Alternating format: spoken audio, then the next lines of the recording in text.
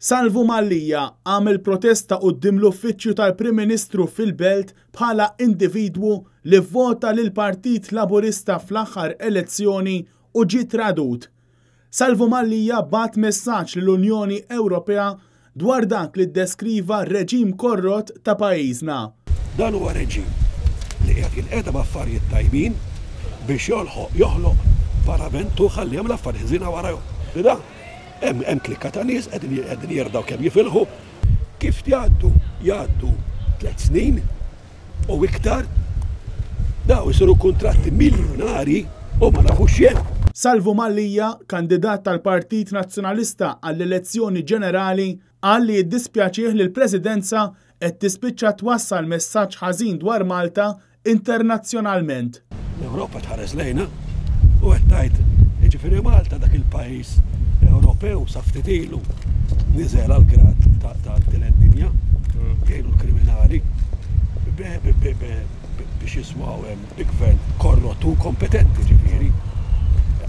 Naħseb jiena raġuni biżżejjed li għandi nifhem jien il-Maltin kollha mhux jien biss qegħdin hawn bisshom jekk iħobbu l-familji tagħhom u l-pajjiżhom qegħdin hawn jagħmlu bħali.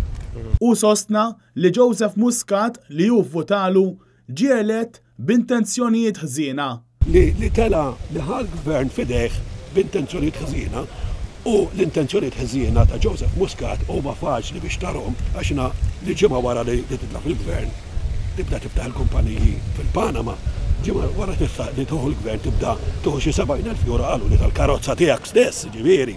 Jiena dik l-ewwel xokk li ħadd. Immaġinaw li ġimgħa qabel jien kont qed nivvota il-Partit Laburista.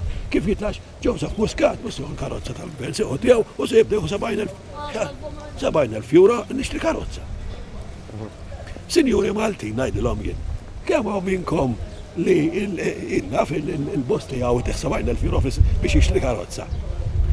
Ġabt pulu vvotawlu, ħajkompli jisraq għax dak jgħaddikom passa ta' żmien nobis. Salvo Mallia tkellem ukoll dwar il-kuntratti li jinvolvu l-miljuni li l-gvern għadu ma pubblikax. Kieku jien għal il-Joseph ngħidlu isma' x'bin inti toqgħod tgħidilha biżmien x'bin inti taħseb li għandna rufjani.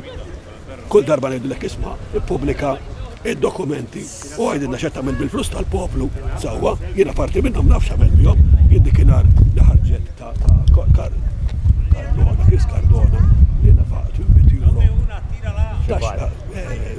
Drinks, jiena ħallast 100 u 200 taxxa. Mela allura dawk 800 minnhom dawk u d-din isirdu jifmuha marru biex Chris Cardona u xi bażu xlu ieħor tiegħu korrott daqsu għax hawn korrott irid ngħidilhom.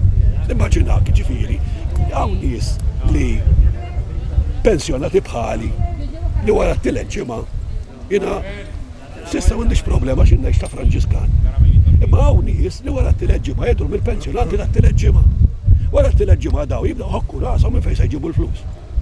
U sur Chris Cardona jonfot minn 100 euro li hija 100 euro nqas minn kemm nieħu jien pensjoni fix-xahar f'serata waħda fil-whisky. Jekk da mhix korruzzjoni, allura jista' xi ħadd jispjegali, jista' xi laburist minn dawk il-ferventi jispjegali allura x'inhi.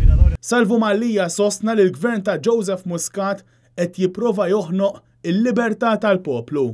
Jiena m'iniex wieħed li noqgħod indur mad-diskors u ngħid affarijiet xi buzzword pereżempju saqbadna konna niftakar fi żmien sant roadmap.